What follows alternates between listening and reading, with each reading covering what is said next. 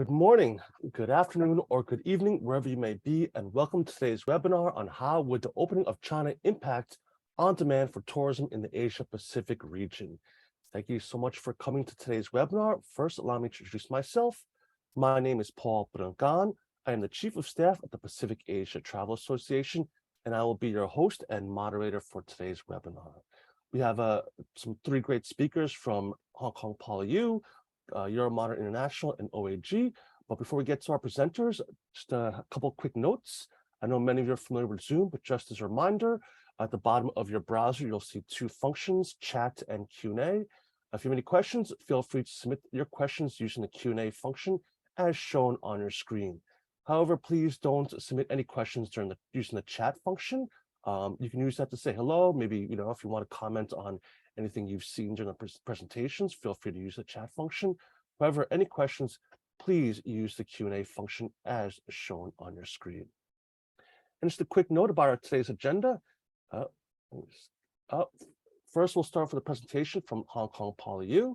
That'll be followed by a presentation from Euromonitor International, and then OAG. Then we'll come to our panel discussion and Q&A. So any questions you submit, we'll answer them during that time. So now we've come, without further ado, we've come to our first presenter of today's webinar. So ladies and gentlemen, please welcome the Associate Dean and Mr. and Ms. Chan Chak Professor in International Tourism in the School of Hotel and Tourism Management at the Hong Kong Polytechnic University, Professor Haiyan Song. Hello, Professor. Thank you, Paul, for the introduction. Warm greetings from Hong Kong. Happy Chinese New Year. Today is still the 5th day of Chinese New Year. We're still celebrating. Before I start, let me share the screen first.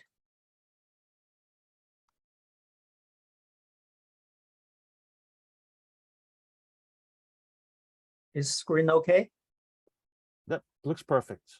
Okay, thank you. Right, so basically, this is a new round of forecast produced jointly by Hong Kong Polytechnic University and Patel. We are forecast Asia-Pacific tourist arrivals and also departures from 2023 to 2025. Before the COVID-19, China was the largest tourist source market in terms of departures. Actually, it's 154.6 million Chinese tourists traveling abroad. And also, China is the largest tourism spender. In total, Chinese tourists spend about $254.6 billion in 2019. And this spending actually account almost for 1/5 of the global tourism spending. However, due to COVID-19, zero COVID policy in China, the Chinese tourists to Asia Pacific remained far below the pre-pandemic level. Actually, in 2021, it was down by 93.7%, and in 2022 was down by 92.4%. So this actually is a huge loss, not in terms of tourism income in some of the major destinations within Asia Pacific and beyond, but also is a great loss to the opportunity for Chinese tourists to travel abroad. But from the 8th of January 2023, China's border control and also outbound tourist visa restrictions were all lifted, which will have a significant impact and sustained impact actually on the recovery of China's outbound tourism. And also this would contribute to not only tourism recovery, but also economic recovery for a number of key destinations within Asia Pacific, such as Hong Kong, SAR and Macau, and some other Southeast Asia countries. They will benefit tremendously. So they will be the major beneficiaries of this opening up. So based on this background, the Asia Pacific visitor forecast are produced using econometric models and also expert panel adjustment to adjust some of the statistical forecasts, which we think may not be realistic.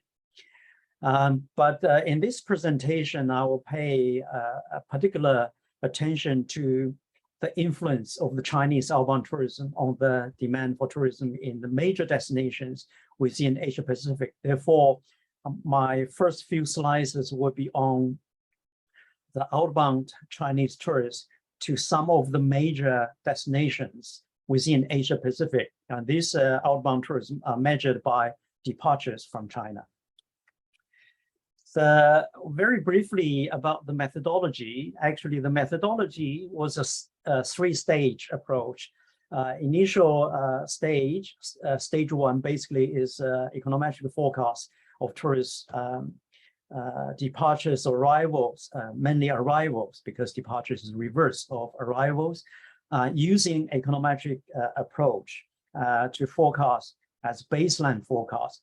And then we have some automatic adjustment, which means based on the data available up to the third quarter of 2022, we will be able to adjust this baseline forecast based on the data made available up to the third quarter of 2022. And then after that, we will make some judgmental adjustment based on expert opinion. So these are the three stage forecasting process that we followed. So I'm not going to go to very details of the methodology, but to present the result from here. Basically, if we look at the reopening of Chinese international travel for Chinese tourists, we would expect increase over the next 3 years in terms of Chinese outbound tourists to different destinations. But within Asia Pacific, you will see over the next 3 years, basically probably up to 2024, in 2 years' time, the Chinese outbound tourists will recover to pre-COVID-19 level, which is around 130 million outbound tourists. But then up to 2025, it will largely exceeded the pre-COVID-19 Chinese outbound tourist number. The diagram on the right-hand side actually was the market structure of 2019 Chinese outbound tourists. As you can see from the diagram, Hong Kong is the key, is the top one destination for mainland Chinese tourists. As it's understandable, Hong Kong is very close to mainland China, and also Hong Kong was actually have quite a lot of preferential treatment to Chinese tourists in terms of policy wise. And also the second largest destination is Macau, followed by Thailand, Japan, and Korea. And 24% of Chinese outbound tourists actually visit other destinations than those key destinations I just mentioned. Now, actually, let's look at some Chinese outbound tourists to some of the destinations I mentioned, plus a few more. For example, in Hong Kong, actually, you will see quite a quick recovery, but at the end of this year, you probably will get 50% of the tourist arrivals compared with 2019. And then in 2024, you will have fully recovered, even a little bit exceeded the pre-COVID-19 level. If you look at the mild scenario, actually up to a medium scenario, up to 2024, the recovery rate is 111%. So that's a very quick recovery for Hong Kong, for obvious reasons I mentioned.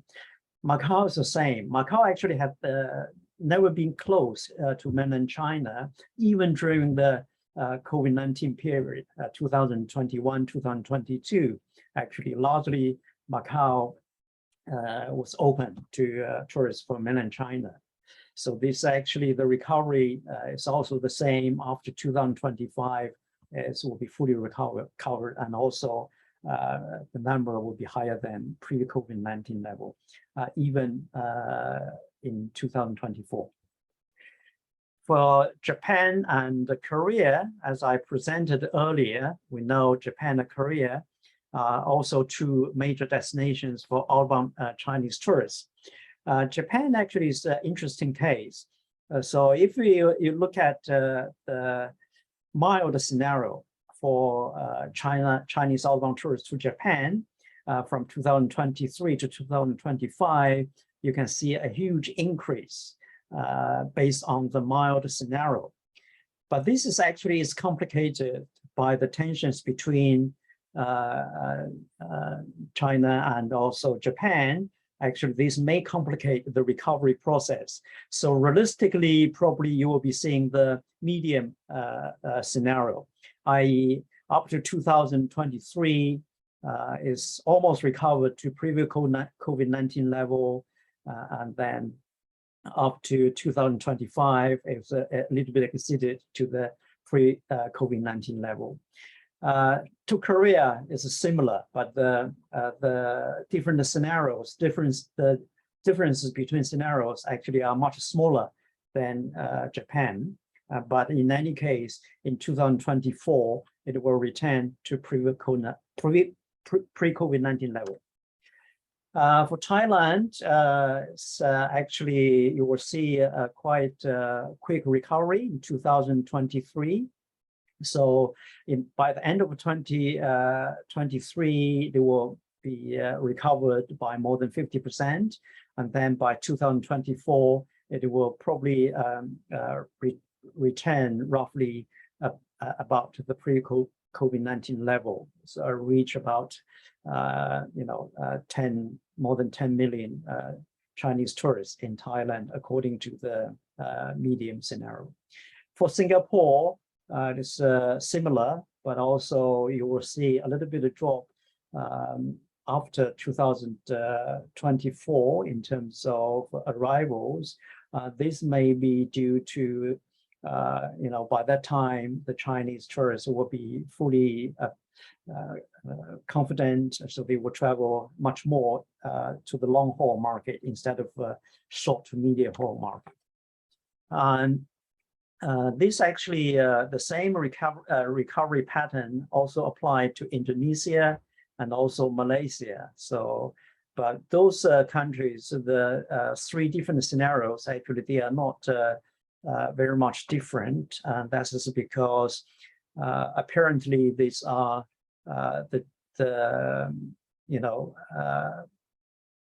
preferential destinations for mainland Chinese, because these destinations are considered as very proactive in promoting their destinations to Chinese outbound tourists. And for Australia and also New Zealand, the recovery pattern is similar, but for Australia, actually the three different scenarios are quite wide. This is also was contributed by still ongoing, trade wars and restrictions between the two countries. So this may actually influence the recovery of Chinese tourists to Australia. For New Zealand, is less so.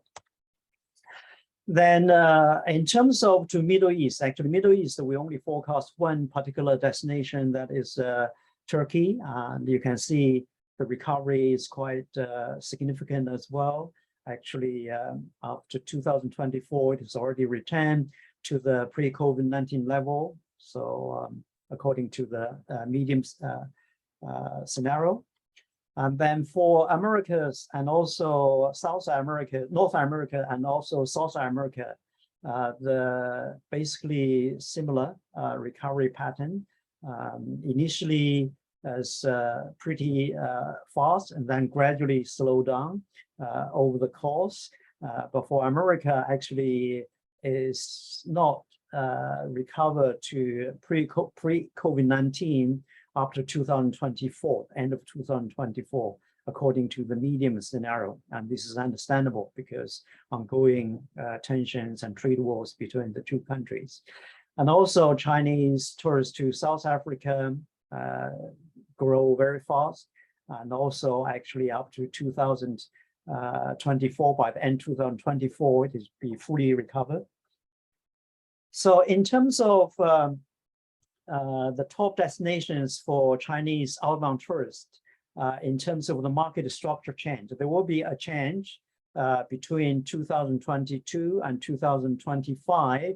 If you look at the top part of this diagram, you will see actually Macau is the top destination for Chinese tourists, account for about 50.2% based on the milder scenario, but then 59.2% based on a medium scenario and so forth.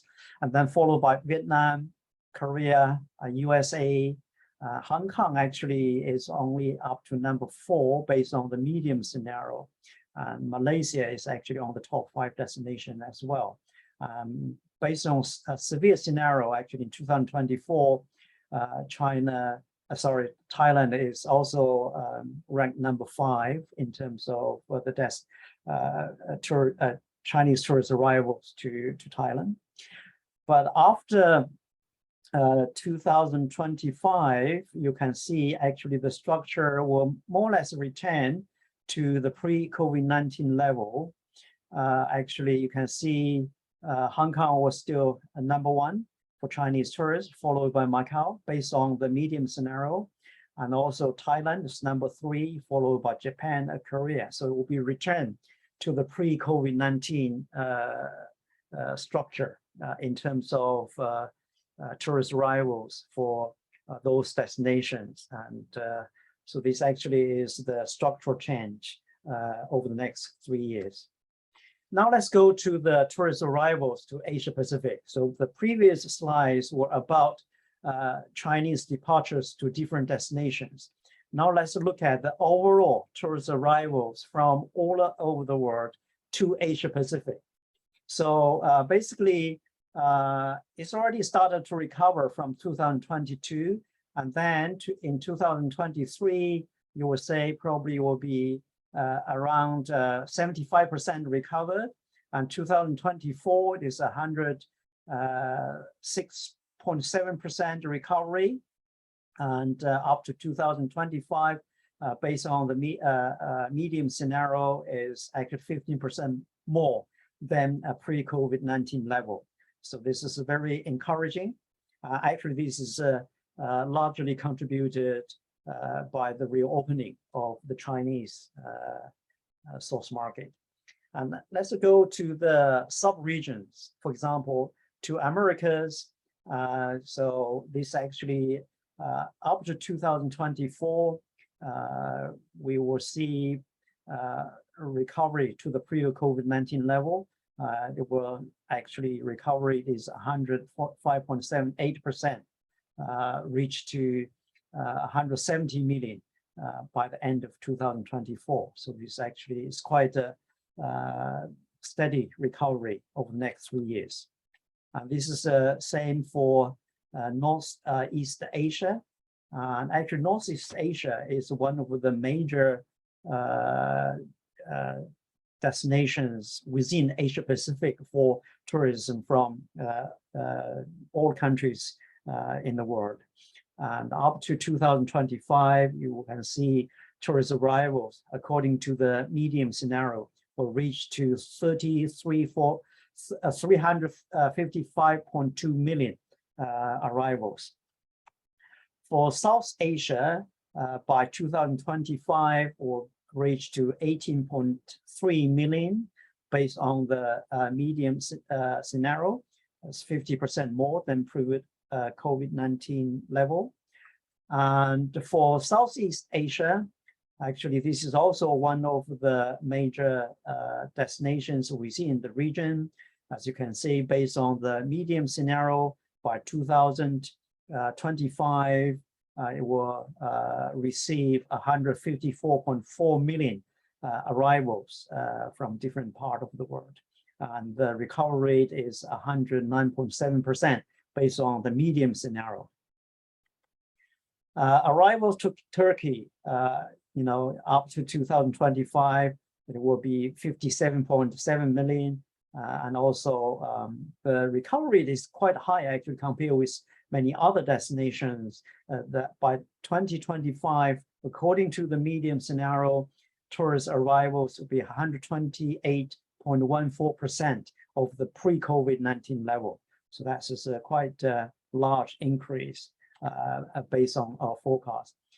To Pacific region, to the Pacific, actually you can see by the end of 2025, tourist arrivals in the Pacific will reach 33.3 million, and the recovery rate is 119.9% in 2025. This is much higher than pre-COVID-19 level. This diagram actually shows the Asia-Pacific inbound market structure between 2022 and 2025.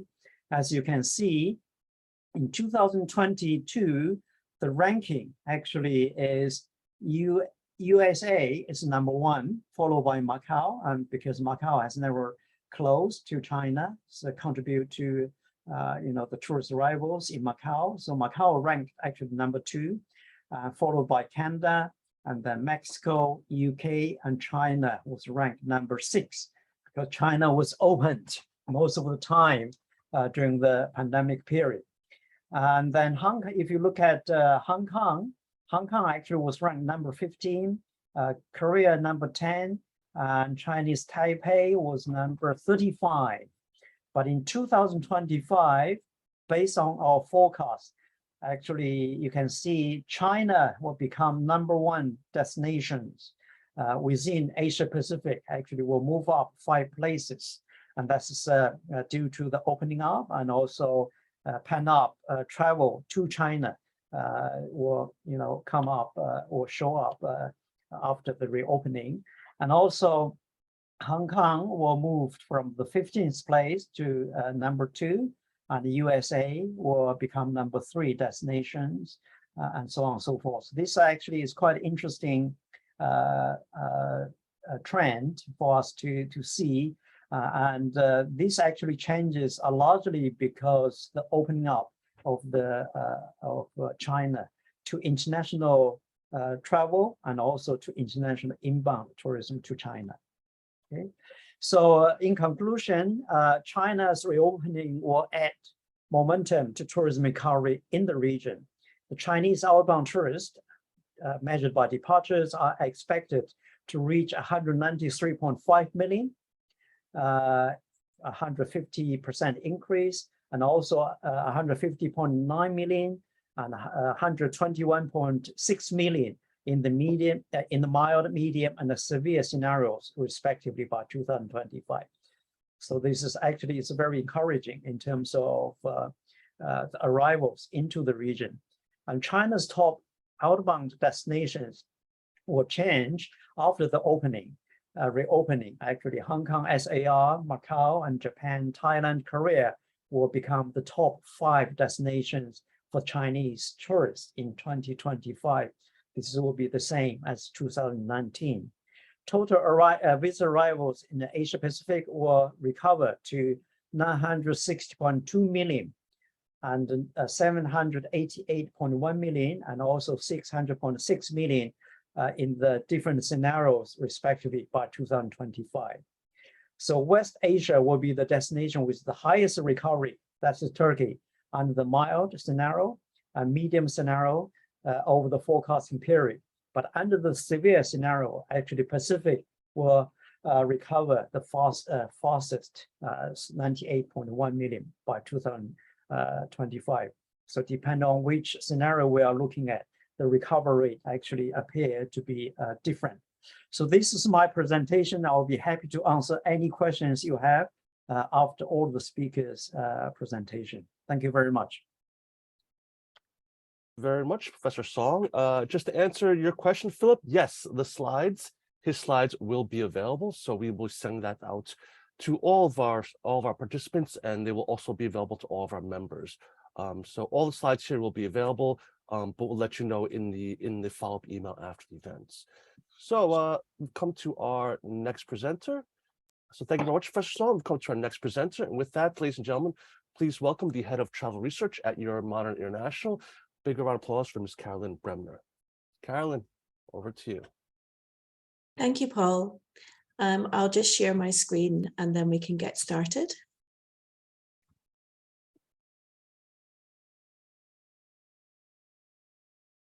Can you see that? Yes, looks perfect. Excellent. So thank you again for this kind invitation to speak to Patel this morning with some great esteemed colleagues as well. So for today's presentation, I'm going to run through the latest macroeconomic outlook from Euromonitor as we update our macroeconomic data every month.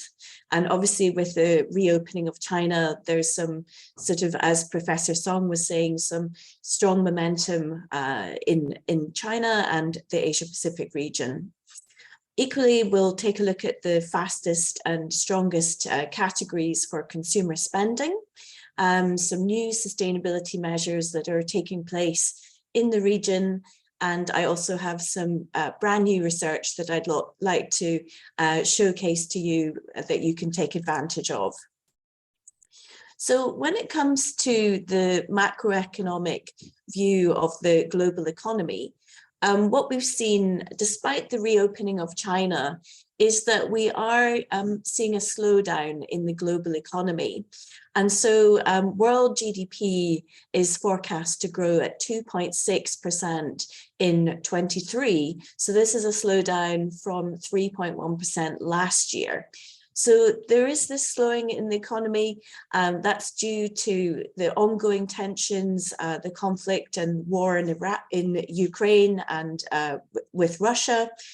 Equally, we have the knock-on impact of the fuel and food crisis and the cost of living crisis that is taking hold in particularly in Europe. And also we have a very strong dollar, which is challenging for other countries. However, with the reopening of China, we are expected to see stronger economic recovery coming out of China. So 4.6% forecast for this year compared to 3.3% last year. And of course, there is this huge potential for a strong pent-up demand, but as we were discussing earlier, there are some capacity challenges, which means that it's going to be hard to meet that very quickly. So, and equally, as Professor Song was mentioning, there are still many tensions, particularly between the US and China, and equally, for example, with Chinese Taipei and China. So again, there are some geopolitical risks that are, mean that the recovery won't be fully accelerated for a couple of years. There is some good news as well for emerging and developing Asia. So we're seeing stronger economic growth of 5.2% this year. That compares to 4.6% last year.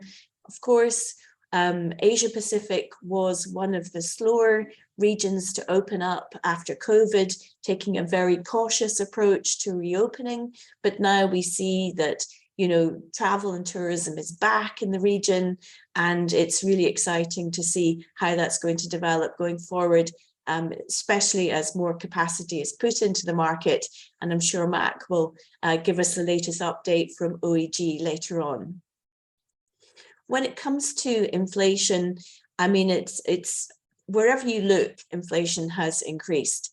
We expect at Euromonitor that peak inflation was reached in 2022. So globally, that was 8.8%, and we expect that to slow slightly to 6.5%. But it's a very mixed picture.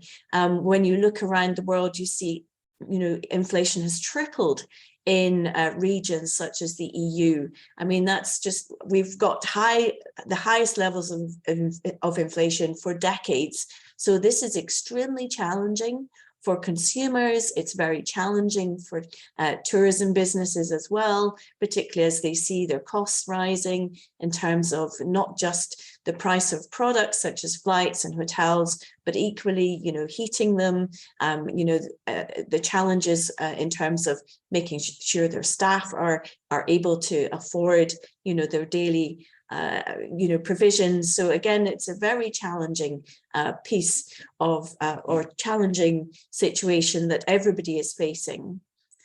Even in Asia Pacific, we can see that inflation has doubled. So that's, we can see that everywhere you look, that there are these very challenging situations for consumers as they are having to reprioritize and ensure that they can afford their staples. But equally, we know that there's this huge pent-up demand in terms of wanting to get back out and explore the world and to enjoy these great travel experiences that were on hold during the COVID period. When it comes to the strongest categories for consumer expenditure, this is looking at the overall spending on the different categories across the consumer spectrum. You can see that food and non-alcoholic drinks is the largest category of expenditure, followed by housing. But it's interesting to see that the strongest growth category, growing at an annual average rate of 4.9%, is transport. And we can also see, some relatively good growth there for hotels and catering. So this is looking at from spending from 23 to 2027. If we sort of drill in and look closer at the total consumer expenditure per capita on hotels and catering, really interesting to see just how popular and strong that is in Hong Kong. And then the second largest country is Singapore, followed by Australia and New Zealand. But equally, we can see the fastest growth for Thailand and Vietnam. And of course, as the economy picks up, as tourism is, rallies back up, we're expecting even stronger growth from these key destinations within Asia Pacific. When it comes to transportation per capita expenditure, not surprisingly, you can see countries such as New Zealand and followed by Hong Kong spending the most, with very strong growth coming out of Australia. But in terms of per capita spending, we can see that China actually ranks quite low. So there is huge potential for increased growth there. And we know that capacity challenges are going to be a problem in the short term, but obviously things will ramp up as we fully move into the full recovery of China outbound tourism. I'm now going to switch gears and look a little bit at sustainability. So this is when we talk to industry and we talk to travel businesses in Asia Pacific as part of our Voice of the Industry survey. And so last year we asked, what are your priorities? How are you engaged with sustainability? And it was really very reassuring to see that almost 2/3 of travel businesses and businesses in Asia Pacific are engaged and implementing a sustainability strategy. And that's followed by 54% that are introducing sustainability initiatives into their new product launches. Equally, a very strong engagement compared to the global average of being purpose-driven. So very much being people, planet, and profit. So having that full those three pillars of the sustainability agenda front and center, rather than being pure profit driven. There are some areas for improvement, and we see this across the world as well, that we need to have a stronger leadership, particularly from the CEO level downwards, in terms of being a sustainability activist. So only 25%, only a quarter of companies said that they had an activist CEO who is very passionate about sustainability. and quite low as well in terms of the level of companies that have embraced the B Corp accreditation. And so, you know, again, if for anybody who's looking to develop their sustainability initiatives, B Corp is a really good pathway to achieve things like such as net zero emissions, and ensuring that you are very sort of strongly adhering to strict ESG principles. When it comes to recent investment priorities, again, in Asia Pacific, it was really great to see that sustainability is a key priority when it comes to innovation and new product launches and developing new sustainable products. So almost 80% of companies said that was a strong investment priority. Equally, we see that energy accounts for 69%.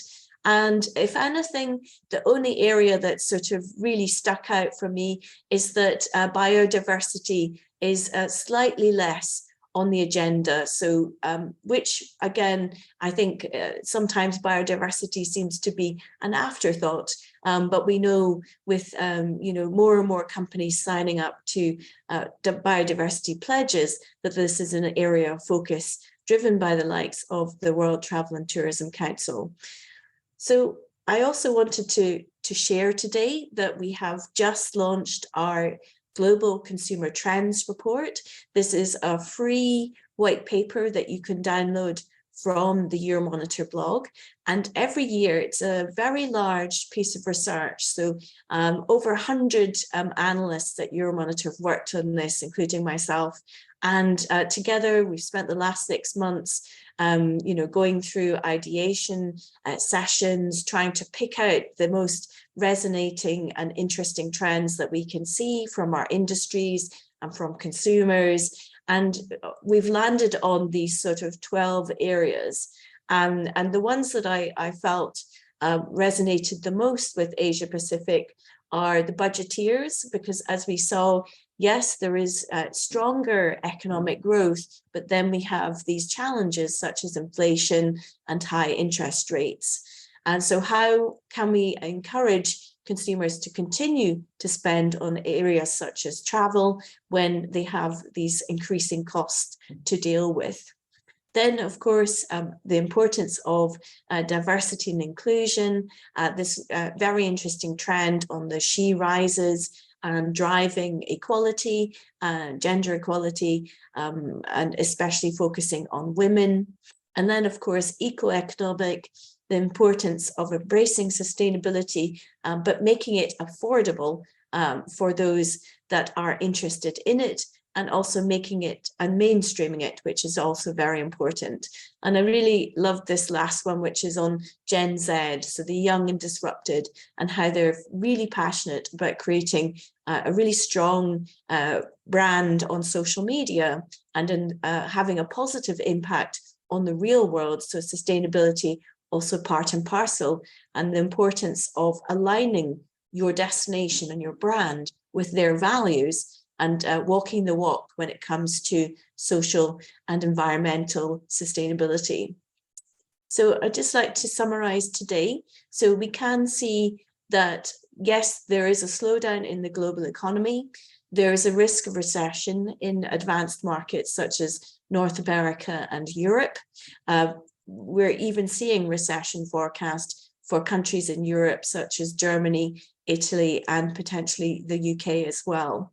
So we can see that Asia Pacific is coming out of the pandemic and, you know, gearing up nicely. It's showing strong resilience. We can see that that rebound is getting a lot of pent up demand is pushing it forward. We now have the reopening of China. So again, that's another positive factor, you know, that brings the risks to the upside, which is really positive.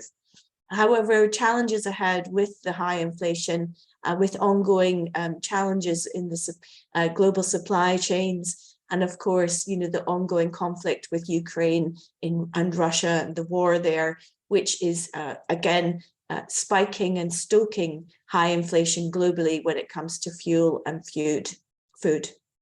So in terms of future investments that we're seeing travel businesses taking on, employee engagement and programs to boost their well-being, we can see that innovation remains a strong priority for travel and tourism businesses. And hopefully the research that we've published on global consumer trends will also help you, find the most resonating topics and segments to focus on when it comes to developing new consumer segmentation, new product offerings, and developing your marketing offer as well. So thank you very much for inviting me to present today, and I'll hand it back to Paul. Thank you very much, Caroline. If you have any questions of Caroline, feel free to drop them in the Q&A. She'll be back for our panel discussion a bit later, so feel free to drop any questions there. So thank you very much, Caroline. And with that, we've come to our next presenter. He is the Regional Sales Director for JAPAC at OAG. Ladies and gentlemen, please welcome Mr. Mac Patel. Mac, you want to turn your camera on? Thank you, Paul, and good afternoon, everyone. It's been a pleasure to participate in Pata's webinar once again. Can you see my screen, Paul? Just present it. Just put it into presenter view, please. Actually, hold on.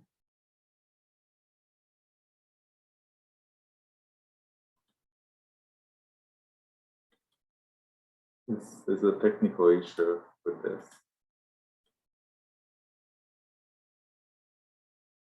Give me a tick.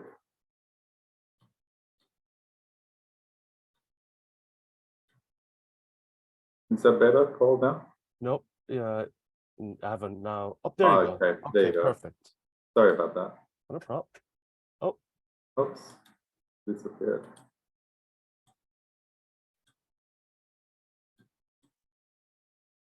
Yep, that's good. Perfect. Okay, perfect. So today's presentation, so we'll be looking at China. Is China the key to Asia Pacific's recovery? So in this webinar, we'll be looking at the impact on international travel patterns from China reopening. So this has been a key driver to what a lot of people have been speculating: when will China reopen? Now that we have China reopen, what is the reaction, and what destinations are ready for the return of Chinese travelers? Going back to domestic capacity, where we are today, it's back to where it was in 2019, with some 279 million domestic seats worldwide in January 2023. However, globally, international capacity is still 20% below January 2019 level, just before COVID had started.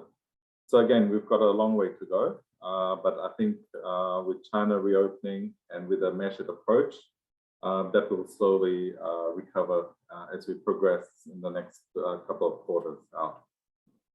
So capacity recovery across Asia Pacific. Again, global capacity in January 2023 is at 8% below 2019 level. That's considering all the major domestic, international. And we've seen steady improvements across all of Asia Pacific throughout 2022, generally from markets in Southeast Asia, India, and Australia, which were much ahead in terms of its reopening. And we've seen Northeast Asia reopen from October 2022, with Japan, Taiwan, and more recently Hong Kong, and of course China as of January. China, India, Vietnam all looking towards exceeding 2019 capacity in the next few months, which is very positive in view that it has taken at least 9 to 12 months to get there. And that's through proactive government policies on the reopening, and also for airlines to reinstate some of that capacity in a much faster way.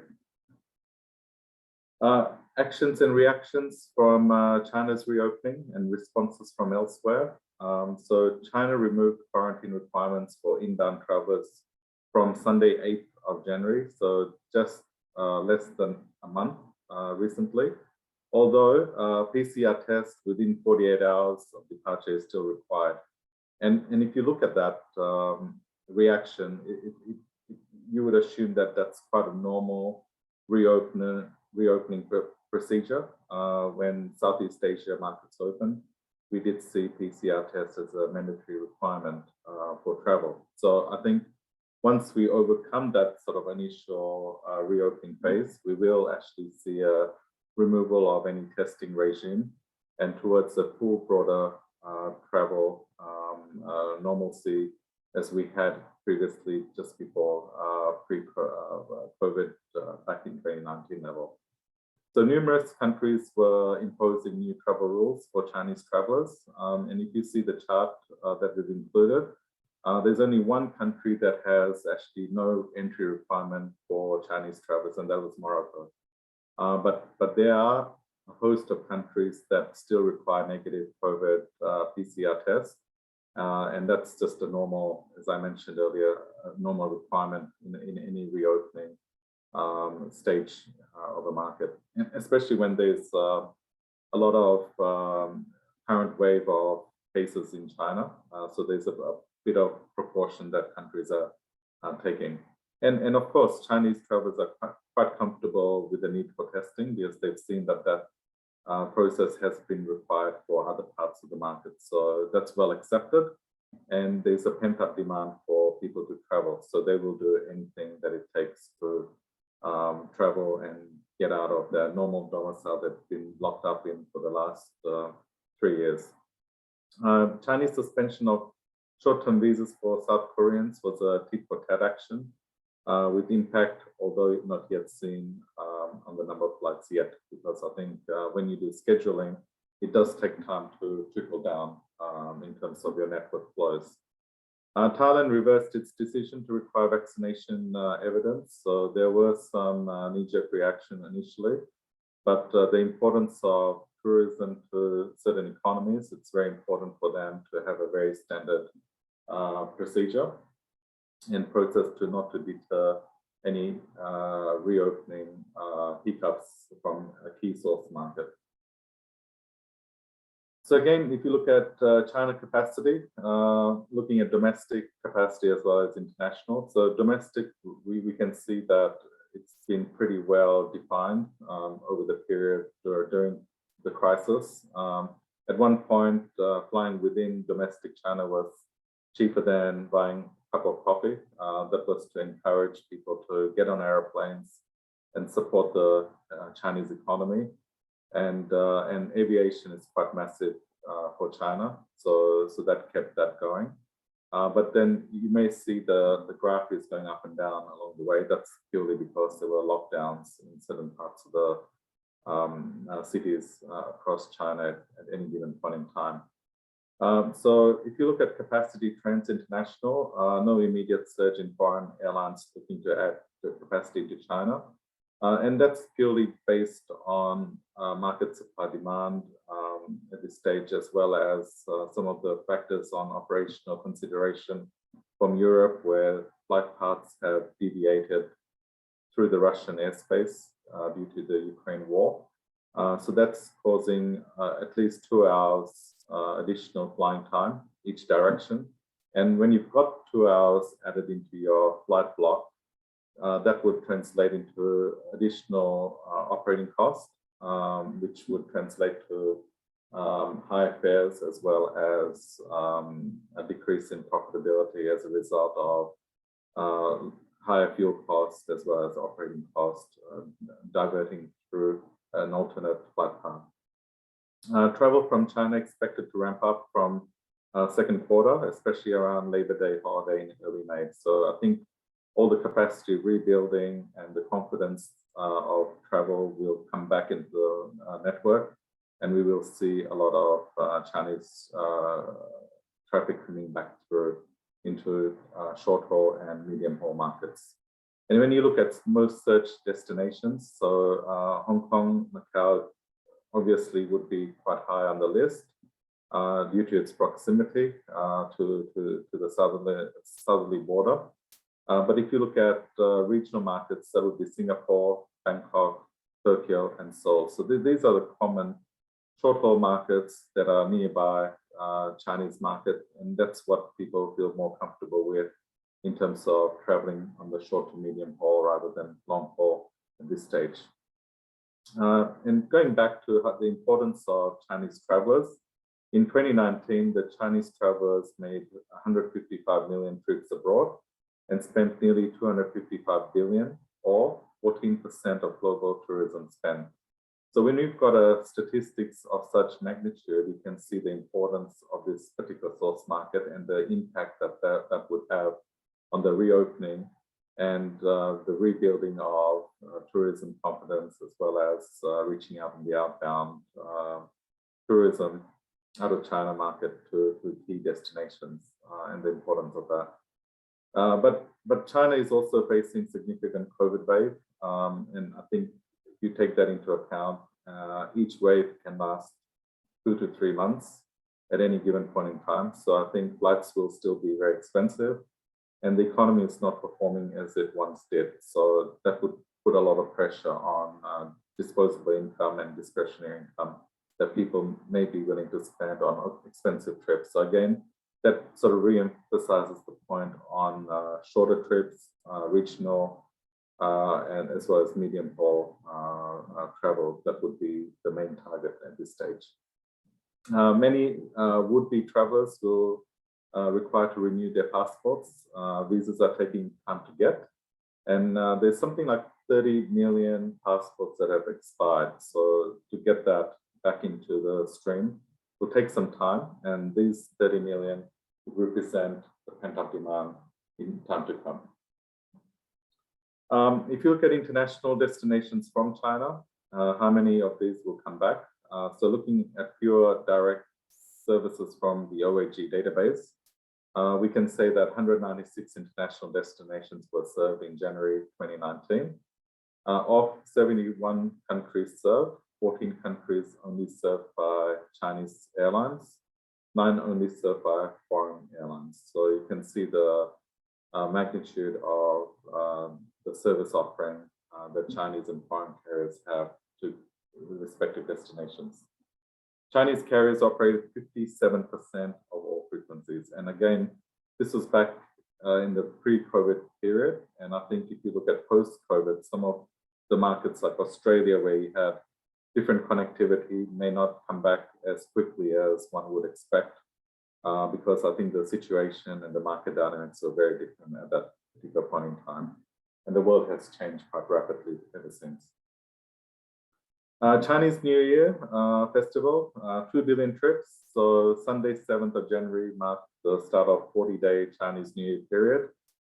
Pre-COVID, this was the largest annual migration in the world. So this is where people travel domestically to their respective families and homes from where they come from. And that constitutes quite a significant portion of whether it's air travel or rail, bus travel within that period, within domestic China. 21st January was the official start of Chinese New Year this year, and the Ministry of Transport expects 2 billion people to travel over the 40-day Lunar New Year period. So that's quite a significant volume of movement, and I think you can probably see from that there will be a lot of confidence building as a result of that traffic movement. Impact of Hong Kong. I think this is something that a lot of people have spoken about in the past 3 years. What impact does Hong Kong have moving forward?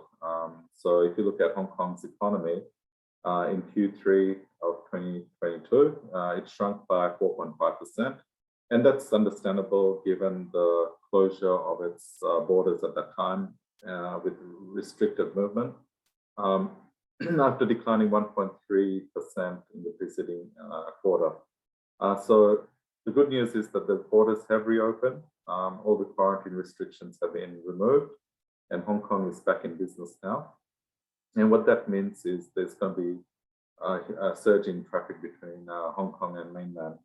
And Cathay Pacific is more than doubling its flights to mainland China, which is probably a very positive step for the airline, who was probably one of the most impacted during COVID crisis because of its lack of domestic market and very much heavy reliance on international traffic. But I think if you look at Hong Kong itself, being a dominant both passenger aviation hub as well as the largest cargo hub in the world, that kept Cathay Pacific moving in positive direction, and that allowed them to sort of pivot to cargo business at a much higher yield, and that kept the airline afloat as well as strengthening its balance sheet along the way with its strong shareholders. Week of 7th January, Cathay operated 136 flights, and schedules show that 279 flights in the week of 20th March, which indicates no additional destination in China until 20th of March, but that can change rapidly. Again, that's based on demand level patterns and the operational feasibility of putting some of that aircraft back into the sky. So it's quite a lot of work to get aircraft back into the network, and I think Cathay, along with some of the Chinese carriers, will be beneficiaries of the impact of Hong Kong and its future aviation hub, which is in positive, moving into a positive direction. Asia's China tourism targets. So Thailand's tourism authority have been forecasting 300,000 Chinese tourists in Q1, but with the increase in number of tourists and capacity coming into the market, there's going to be a reforecasting of that. And for Thailand, China represented over 1/4 or nearly a third of all the tourist arrivals. So that's quite a significant portion for Thailand, and it's a good positive news for Thailand's tourism industry. And Cambodia is targeting 4.6 million air passengers, of which more than 1 million are from China. And that's significant investments that Chinese companies have done in the Cambodian economy.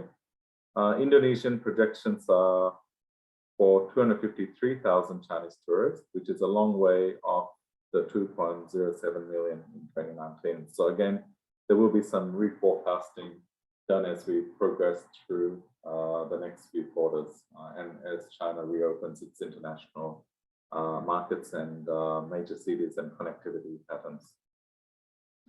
Let's look at India. India is another market where they have actually taken positive steps in its reopening.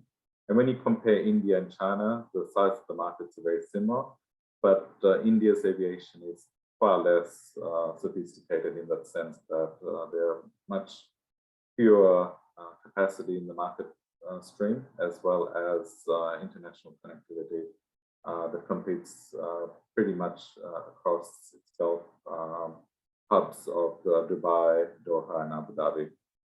So some markets are doing well, such as United Arab Emirates, Kingdom of Saudi Arabia, Qatar, Kuwait, United Kingdom, and United States of America. Capacity to Southeast Asia destinations are taking longer to recover, but there have been some positive steps with capacity rebuilding into Vietnam from Indian market, where Vietnam had pivoted whilst China was closed. So that was positive news for a new market that was opening up its air services to India. If you look at India to UK, there's changes at Air India, which is quite significant with their recent announcement of additional flights into London Gatwick. So 2/3 of passenger traffic to UK was flying via another airport, sometimes connecting within India. Over a third, so about 33% of passengers connected via one of the big 3 Middle East hubs. And British Airways and Air India have increased capacity compared to pre-COVID to win back connecting traffic. So you can see that with the reopening of India back in end of March 2022, that airlines have reinstated a large capacity comeback in this particular market. If you contrast that to Japan, Japan again is a very strong, dominant market from China. So international capacity is down by 46% versus January 2019. And I think sometimes Japanese travelers are quite sensitive over public health issue. So that will take some time to build confidence back for outbound Japan traffic. But inbound, they will actually strongly be led by China's reopening, as Japan is also quite a large destination for the Chinese market. And Vietnam is the only market to Japan that has recovered above 2019 levels. So that's quite a positive trend for Japanese inbound, where you've got Vietnam market making a comeback, and that would increase over a period of time. So thank you for your time, and we'll take some questions relating to my presentation later on. Thank you very much, Mac. And now, yeah, we've come to the Q&A part of the session. So with that, I would like to invite back to the webinar, Caroline and Professor Song. We have a bunch of questions here, so I think it's better if we just jump into them so we can get to as many of them as possible. I saw there was one question earlier that Professor Song was typing, but he never answered. So you want to just answer it here, Professor Song? Like, what constitutes a mild, medium, and severe scenario? Yeah, I tried to answer, but I thought probably it is better to answer publicly on the screen. Yeah, I think the scenario developed, if there's no restrictions at all, including travel restrictions, travel cost increases, constraints of labor supply, we call it a mild scenario, right? So basically it's a projection of history in the future. Then you have constraints, different type of constraints. Some of the constraints are severe, some of the constraints is less severe, and then that will fall into severe scenario if there's many barriers to international travel for a source market, for example, to a destination. Then that's constitute a severe scenario. Then something in between is a mild scenario. Well, thank you very much for that answer. We'll jump to the next one. This is from Philip. I guess this one is for you, Mac. Yeah. Philip says, flight to and from mainland. Any insights if it primarily Hong Kong going to mainland and internationals using Hong Kong as a hub versus mainlanders traveling to Hong Kong? Yeah, so thank you, Philip. Nice to see you on the webinar. It's a bit of a mixture. When you look at capacity, it's a mixture on point of sale. So there will be Hong Kong travelers going into mainland China. But I think if you look at some of the statistics coming out from mainland market, so there's a lot of surge in Chinese travelers that are actually going to Hong Kong. So I would think it's more, if you look at the proportion, I would think there's more mainland Chinese traffic traveling into Hong Kong than Hong Kong people traveling by air into mainland China. Well, thank you very much, Mac. I guess this is another question here regarding your presentation for. I guess this is when we say there will be reforecasting of the demand here, I assume here in Thailand, is our expectation that forecast will go up or down? Paul, I guess I did mention something about reforecasting. So I actually meant it will go up because the trend, 300,000 is a very conservative number that Thailand came up with. And any reforecasting in this market landscape it's actually positive. So I would say it's go up. Yeah, I think so too. I think I actually saw the number of 500,000. Correct. Yeah. Yeah. So exactly. I think they're reforecasting up because they were being very conservative, and better to be conservative than too optimistic. All right. Let's see, this is done here. This one's not a question. This is a question for Caroline regarding tech trends. Where in tech are the travel industry's major investments going to? AR, VR, and why? That's a really great question, because we do ask that of our sort of industry respondents. So where are they putting their investment? And the number one sort of priority tends to be big data and analytics. And then it's kind of followed by cloud. And then, less so that you would get AR and VR, but they're definitely increasing in terms of interest. And we know that's where consumers increasingly are. So, travel brands want to be in the place where their consumers are. And so, yeah, there is an increased interest in AR, VR, mixed reality.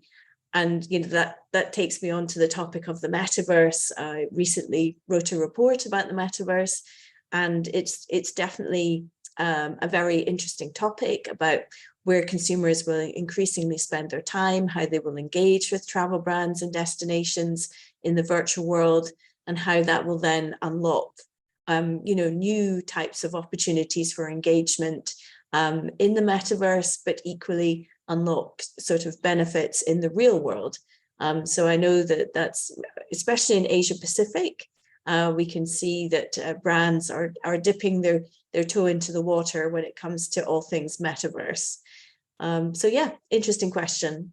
And obviously, if anybody would like to see the actual data itself, I'd be happy to share that. Thank you very much, Caroline. Here's another question.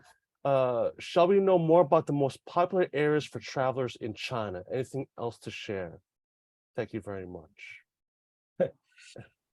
This is an interesting question, right? So looks like people want to travel to China.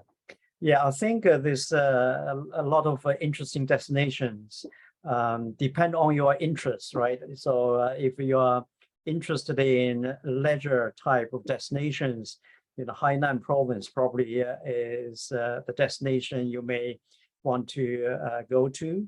If you like travel to urban areas, Shanghai, Beijing, Guangzhou, Shenzhen, these are the popular urban destinations, not only for Chinese, but also for international tourists. But if you want to look at the Chinese history and heritage, and perhaps Xi'an and Guilin are the probably popular destinations for international tourists. Thank you very much, Professor Song. I assume this is a question for you, Mac. How do we reconcile the data points of global capacity only 8% below 2019, yet traveler numbers not expected to fully recover for a few years? Are planes running more empty than they used to? Oh, you're on mute. So if you take global capacity into equation, there are pockets of capacity that hasn't been reinstated in parts of Asia. Typically, US, Europe has been very aggressive with its capacity rebuild. It's only Asia that has been a bit behind purely because of China being closed till recently.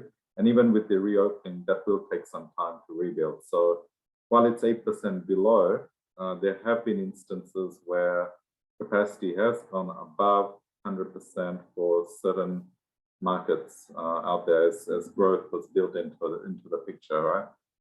Planes are not running empty at all. So in December, we did see quite a high load factor, running as high as 90%. So it's just a matter of capacity and supply, and that will get corrected as we add more capacity into the network. Well, thank you very much, Mac. I'll look at the last one here. Professor Song, Chinese travelers, individual or group, are treated differently. How do you foresee the trends? Right. Yeah, I think probably in the future you will see more individual travelers, especially for younger generation. They are quite independent, I think, and also technology savvy, so that you will see more and more independent travelers internationally, especially to the long haul destinations. There's still a lot of group travelers, and these probably are mainly for the mass tourist destinations. So yeah, depending on your strategy, you need to marketing properly to different group of Chinese tourists. I guess that's all the questions here. So actually, we're getting close to the end here. So I'll pose this question to all of you. So I mean, you guys all presented fairly rosy picture of recovery over the next 3 years. But what are the top 3 biggest threats that the industry should look out for over the next 3 years, and how that might affect the recovery? So I'll start with you, Mac. You're on the top of my screen. Okay. So 3 could be a macroeconomic environment, so pending recession. And again, that will depend on the magnitude of the recession and how severe it is, whether it's global or is it in isolated regional parts. The other one would be fuel price, price of the air ticket. So that's been quite stubbornly been high. And that was due to lack of capacity in the market. So again, that will be dependent on how quickly capacity rebuilding will take place in Asia Pacific. So again, there are some patches of city pairs where you can get good airfares out there, but where there's little to no competition, that's where the fares are generally been very high. And I think the third point would be generally consumer trends. So looking at pent-up demand. So pent-up demand will be staggered in different parts of the world because we've had reopening that took place in different stages. So I think in Asia, we will have pent-up demand in the Northeast Asia part. And if you look at some parts of Southeast Asia, you will see short trips. People will do short breaks, 3 to 4 days and come back. So that way travel will continue to be quite strong. And again, coming back to the macroeconomic environment, inflation, interest rates, all this will have an impact on disposable income. So all these factors will have some sort of impact into the future. Thanks, Matt. Caroline? Yeah, I kind of feel it better. Definitely, as I sort of outlined in my presentation, there is the risk of recession in the global economy if we move to, say, a stagflation scenario. Already we know that some key economies such as Germany is going to be in recession this year, the UK. So obviously that's going to have a knock-on impact on consumer spending. As Mac mentioned, there is this huge pent-up demand, but when it comes to the cost of living crisis, and you're having to, you're seeing increases for fuel and for energy and all those kind of basics, that's going to be very challenging for consumers to prioritize travel. And my concern is that then there's a risk that key challenges that we need to address, such as climate change and the climate emergency, are going to be pushed off the table because consumers will think, well, sustainable travel, that's expensive. I'm just going to go for a mass market option that doesn't care about the environment. So that for me is a real risk that that consumers and travel brands take their eye off the need to prioritize sustainability.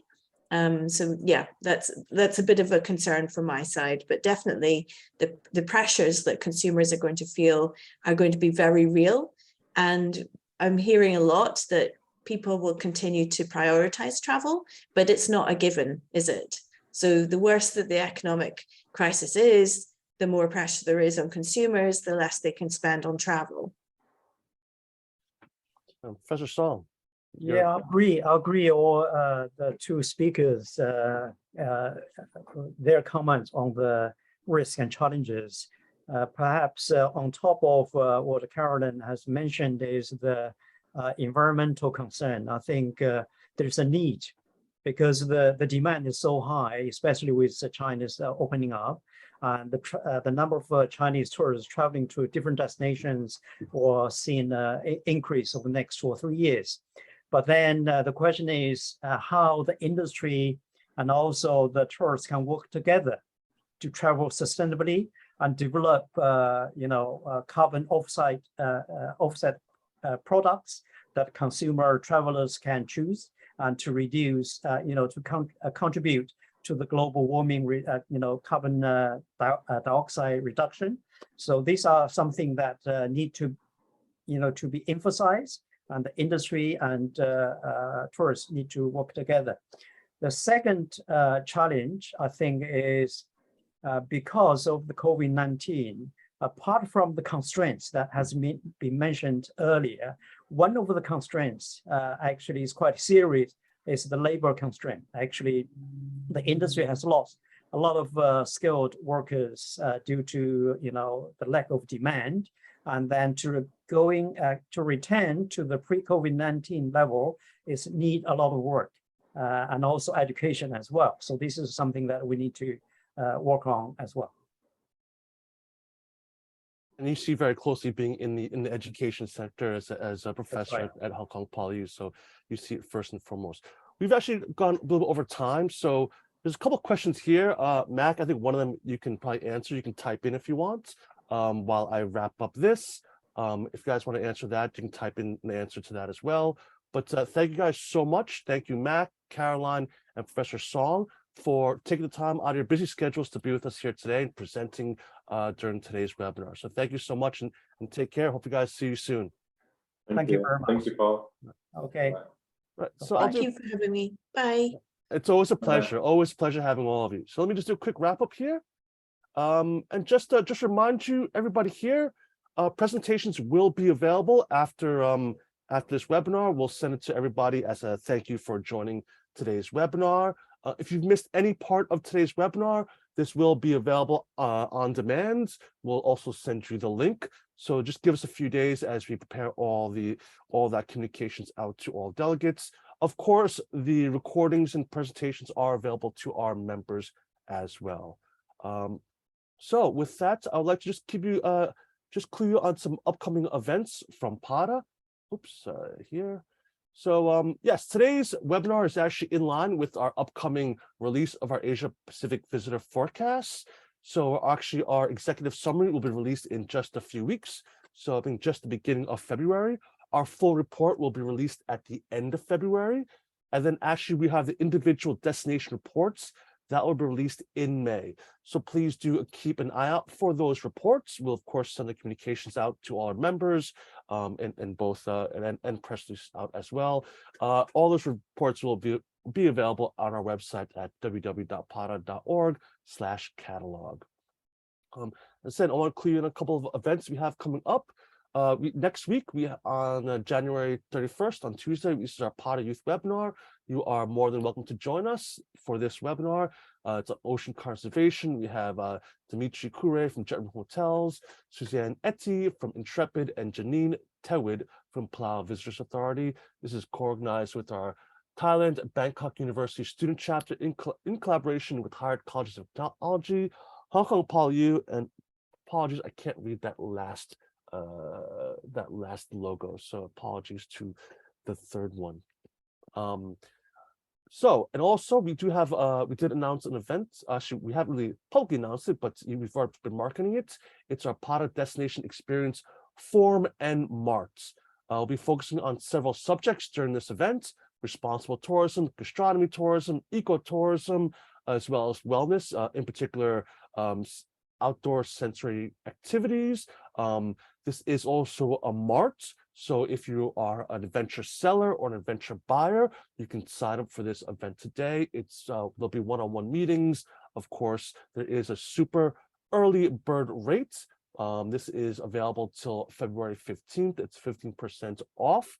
So you can apply now either as a conference delegate, a buyer, or a seller. Go to our website to find out more, or you can scan the QR code right there. If you have any questions about today's webinar or about any of our activities, feel free to contact me. My email is right there. It's fairly easy, paul@pada.org, or visit our website at www.pada.org to find out more about PATA, our upcoming activities. If you're not a member and you'd like to be a member, find out how to become a member on our website and learn about the benefits of being a PATA member. With that, again, I would like to thank all of our speakers, Matt, Caroline, and of course, Professor Song, for joining us today. I know you guys are very busy, so thank you for taking the time out of your busy schedules. Thank you very much, again, as always, to our members, our life members, our executive board, our board members, our chapter members, for the continuous support of the association. Without that, none of this is possible. And last but not least, thank you to all of you for joining us today's webinar. Take care, stay safe, and I'll see you soon. Bye.